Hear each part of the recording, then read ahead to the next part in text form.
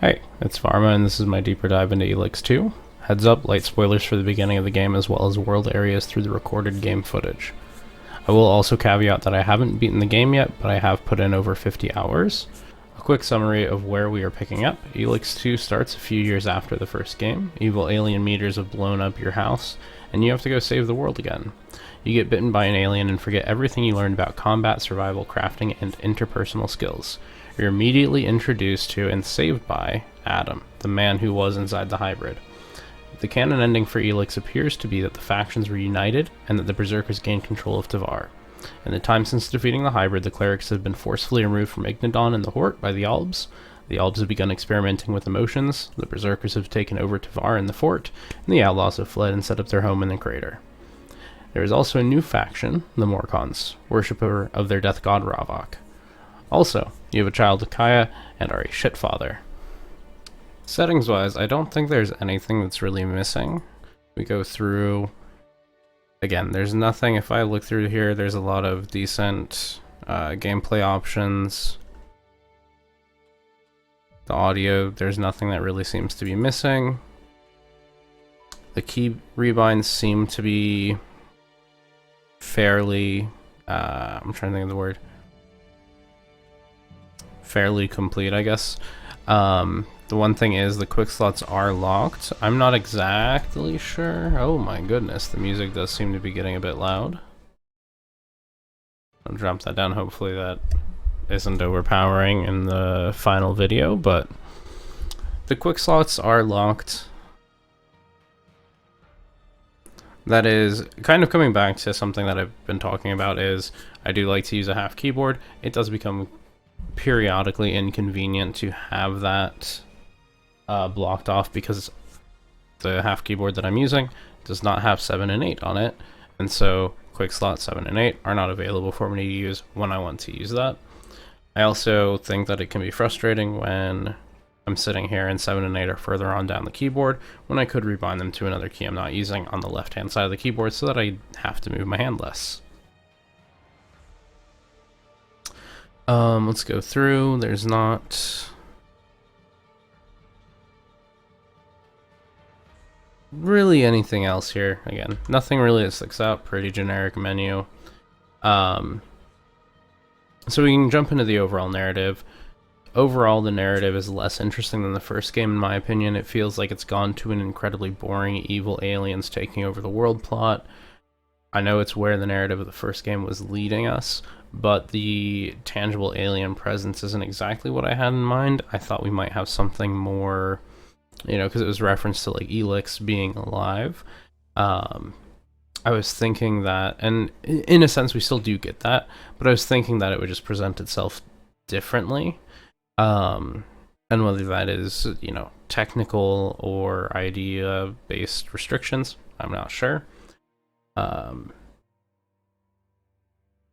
The conflicts presented by the different factions also seem less idealistically driven than they did in the first game.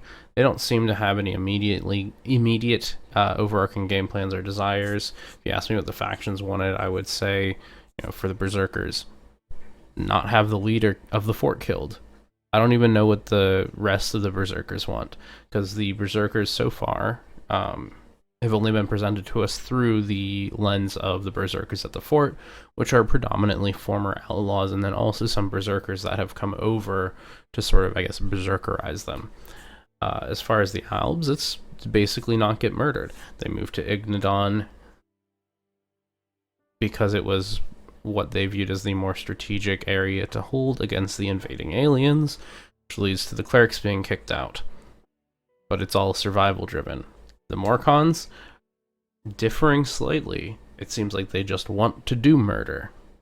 The clerics are, again, more of a don't get murdered. But, like, what's the actual game plan? The clerics have been kicked out of the Hort, and they're on the back foot, and they just are like, hey, we just want to, you know, not die.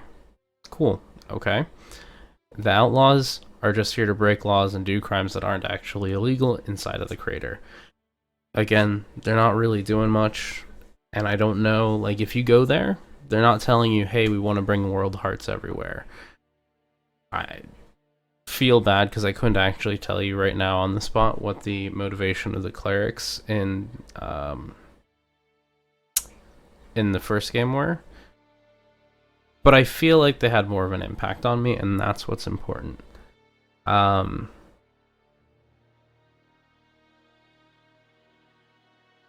just trying to look over my notes real quick.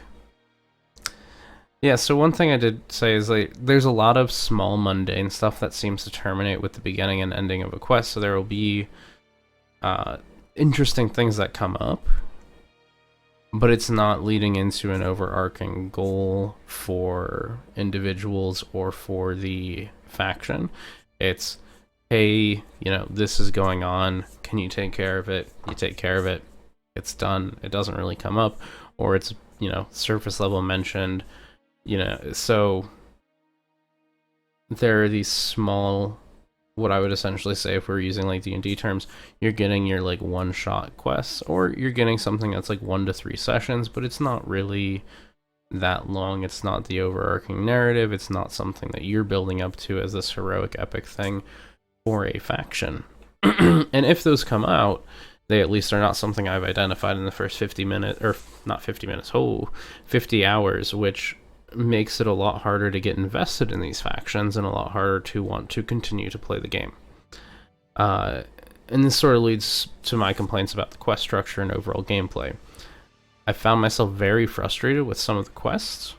The main quest specifically has you talking to faction leaders, which is difficult to do. It requires doing some other quests outside of the main quest to gain their trust.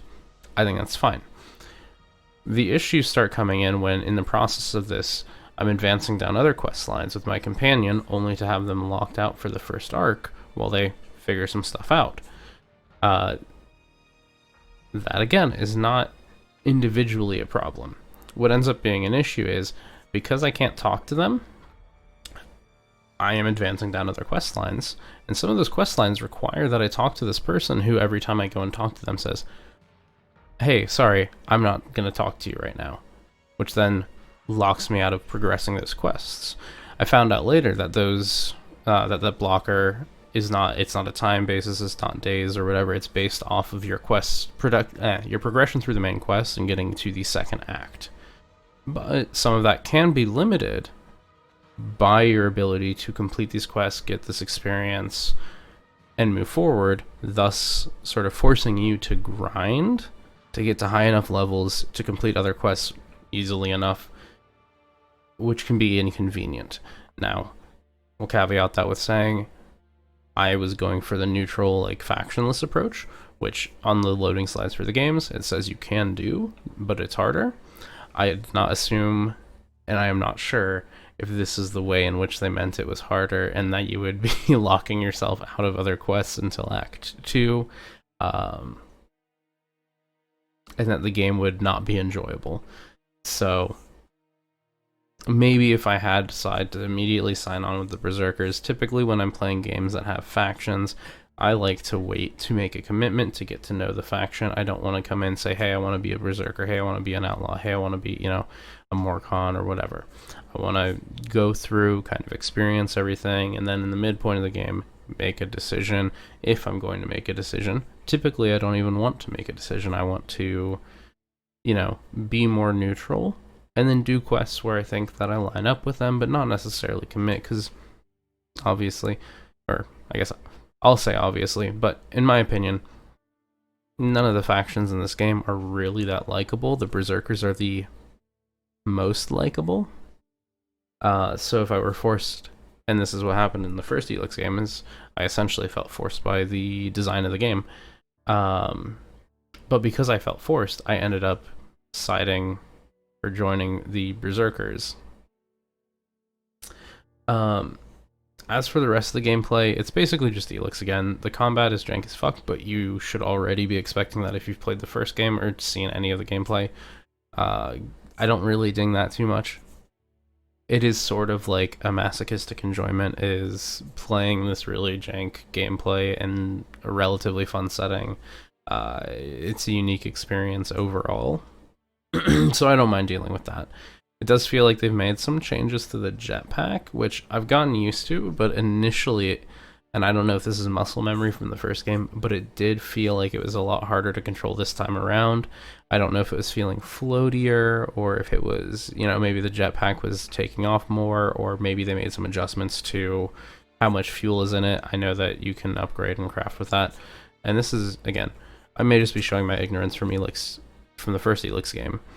I don't recall the crafting options being there to upgrade your jetpack. They may have been, and I just can't remember. The last thing I really wasn't a big fan of was the dialogue. The best way I could describe it is it reads like straight white cis man writes dialogue for a diverse cast. I appreciate trying to expand on the characters, but it just comes off as, I don't know if I'd say stereotypical or over dramatized at times. It's really cringy. Jax was already cringe in the first game, but somehow, with less Elex in his veins and more emotion, he seems to be less in touch with everybody around him and more cringe than he ever was. Those are my overall thoughts, so we can jump in. I'll do a bit of gameplay. We'll see if anything comes up. I can show a bit about, you know, what everything's like. We'll get some of that jank combat in.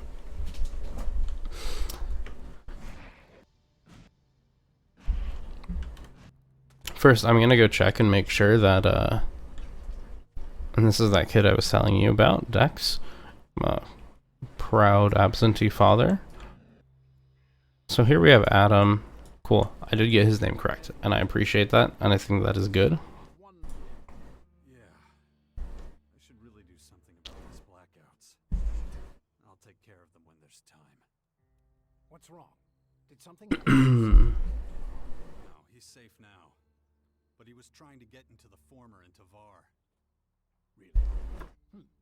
How did the little scamp manage to get so far west? Surely he must have had help. Dex says he saw my father. Warden, the former Elk commander? He's back. Oh yeah, also, more of Jax's father in this game. Man of his standing could do Haven't seen him so far. Spoiler, but It's just a thought. the name's been floating around. Sounds like Thealk is happy with what you've been doing. That's great news. Our little resistance movement is slowly coming together. Have you decided which faction to join yet? I have some ideas. Better make a I don't want to join a faction, Adam. The longer you wait, the harder it will be. The clerics don't need to worry about their rogue robots anymore. I expected as much. But it's not over yet. Whatever's behind the machine's malfunctioning is part of something bigger. So I'll have to deal with that too. Okay, Sound I'm gonna up the volume a little bit. How's your The research? menu music was getting pretty intense, but now that we're in the game, it's quieted down a I bit. know enough about Dark Elex now to say that there is no such thing as a cure. What? Once the transformation starts, it can only be delayed. I'm afraid you'll never be rid of it completely.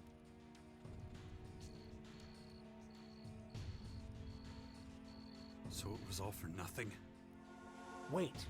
Just because you carry the Dark Elex pathogen doesn't mean you have to become a Skyanid creature. Willpower doesn't just determine when the transformation begins. It might be able to stop it completely. Oh yeah? Well, then I have nothing to worry about, do I? I should tell you, though, not everyone can halt the mutation.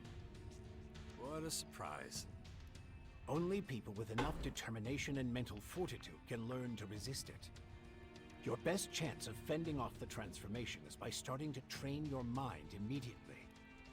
After all, your infection has been active for some time now.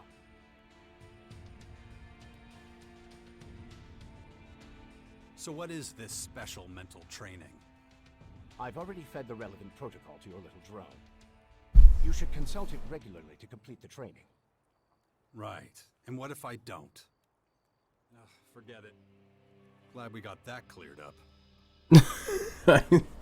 I don't know if that was intentional or what happened there, but it looks like Jax said a line and it came from Adam's mouth. So a little bit of there's no real way live of fighting jankness. against this disease. Not as things stand right now. Come on.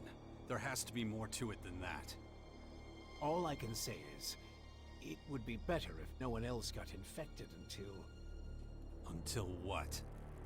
I can't say any more right now. The Skyans are highly sophisticated. I can't perform decades of research overnight. Anyway, we have to stop them, or there will only be one kind of humanoid left. Them. So, from now, let's focus all our efforts on fighting the invaders. And, of course, I will continue to make whatever discoveries I can. I am curious about the process for the subtitles, because there are a lot of those where Adam said them, but the subtitles said purple. Even after everything that's happened, you actually admire this guy. I'm curious if like the subtitles are in like an original language and then translated, and they translate the subtitles directly and don't actually have somebody listening to the dialogue. Or maybe they do a combination of the two and it's just things like that get missed.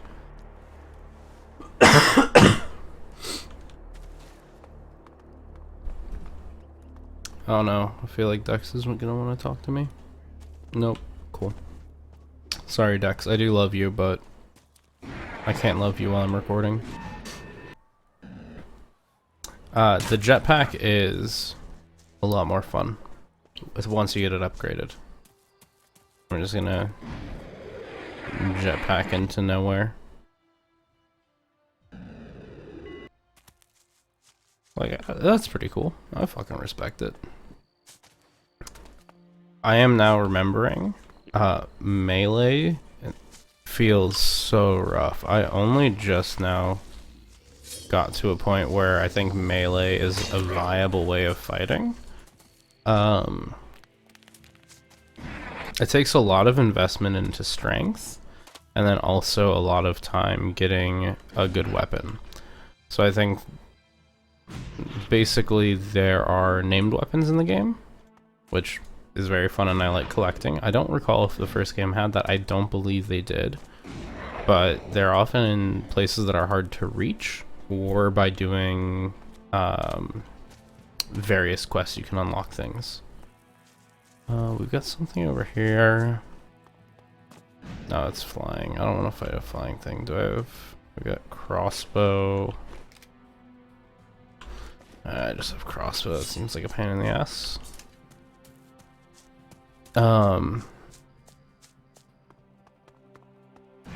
See now, I didn't think I really had much more to share. We'll do this combat and then I'll rant about crafting.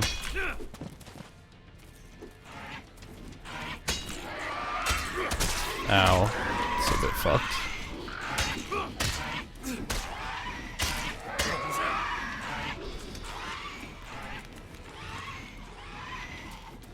So yeah, I mean, it's basically the exact same combat.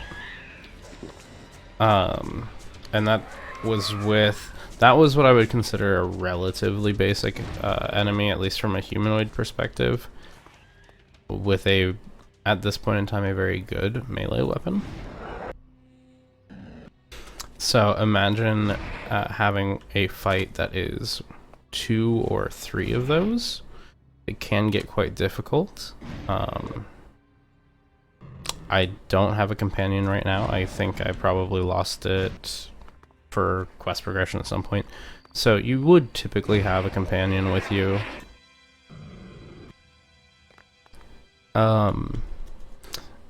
So crafting concerns or complaints that I have is that to craft ammunition, and let's see if I can pull up actually.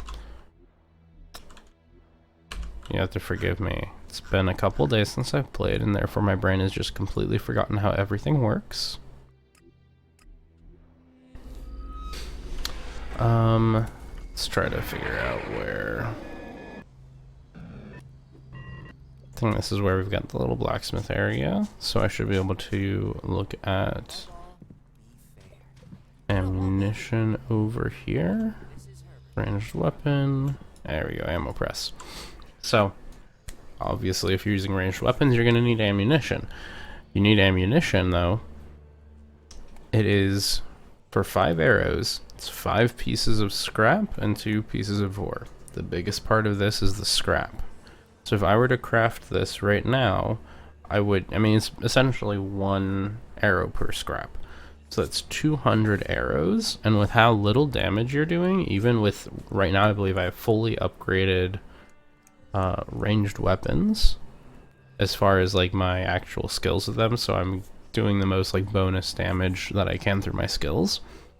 I still have to sit there and like whittle things down forever, and some of the tougher enemies could be like 20 to 50 arrows, depending on like if we're talking about, you know, 20 for things that are high damage, but like high damage, high movement, things like that, but don't have as much health, and like 50 plus for things that are like the giants and whatnot that are just absorbing shots. And so 200 arrows may seem like a lot, but once you're actually out there fighting, you can really only use them in certain situations, or you have to end up investing a lot of your Elexit into buying scrap, and buying arrows. And I'm oftentimes like, I am out of arrows, I am out of shotgun rounds, I think I'm out of energy cells right now, and this is with me basically stopping every traveling merchant, going to every store I can, and buying out everything they have ammunition wise. So it is very difficult to stay stocked up and able to use your ranged weapons, which is why I've like, as I'm progressing in the levels, I've started reinvesting into melee, because with the melee as jank as it is, I like to do ranged combat. But I've noticed that I especially, we'll say like 10 hours in, just to give it a number, but I hit a point where I didn't have money to buy ammo, I ran out of stuff to craft ammo, and so I just wasn't able to attack anything, and it was a really awkward, grindy phase of the game where I felt really punished for choosing to go into ranged. So I think this is very strict, and I'd like to see a toning down of like an increasing of what I can craft, or a better way of reliably getting these resources. Trying to think if there's anything else I wanted to talk about or show off.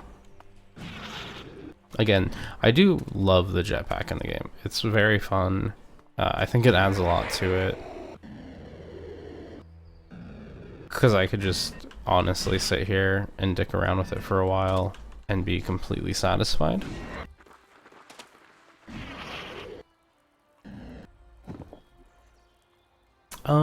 Yeah, let's take a look. I don't think there's anything really that I feel like I need to show. I showed off some melee combat. Got to see a little bit of the dialogue there. The game is... It looks like prettier Elex, and I think that is completely fine. It's nothing groundbreaking, earth-shaking, whatever, but it is serviceably good looking.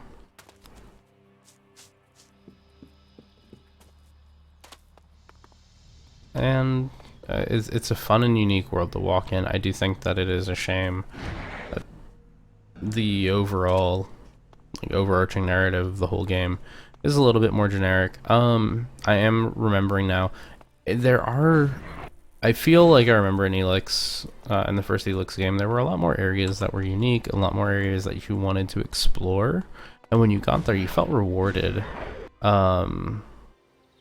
either by finding a lot of things, or seeing sort of like unique situations. But I feel like now when I'm exploring areas, they all feel very samey. If I get to the top of something hard to reach, I feel like I'm usually just getting some Elexit and ammo. There are a few exceptions. There's a city above the Morcons, which there are some buildings you can get to. If you get up there, you are rewarded with some other things. I will leave that as a empty surprise for anyone that may be considering trying out the game and getting up there. I don't want to completely ruin that surprise, but it was actually nice because I didn't think, based off of my experience with the rest of the game, I didn't think there was going to be anything up there. I get up there and I'm like, oh shit, okay, that's pretty cool. Like, I feel like I was rewarded for doing something that was very difficult because I spent a lot of time trying to get up there, investing into upgrading my jetpack, finding the best way to get up there, trying over and over and over again to get up there. And then I was rewarded when I thought, because I wasn't even sure if it was intended to be a place you could get, or if I would have just spent my entire time getting up there, and it would have been impossible. I guess I'll leave it at that, though. So again, thanks for watching, and I hope that anyone will like, subscribe, and come back for the next video. Thank you.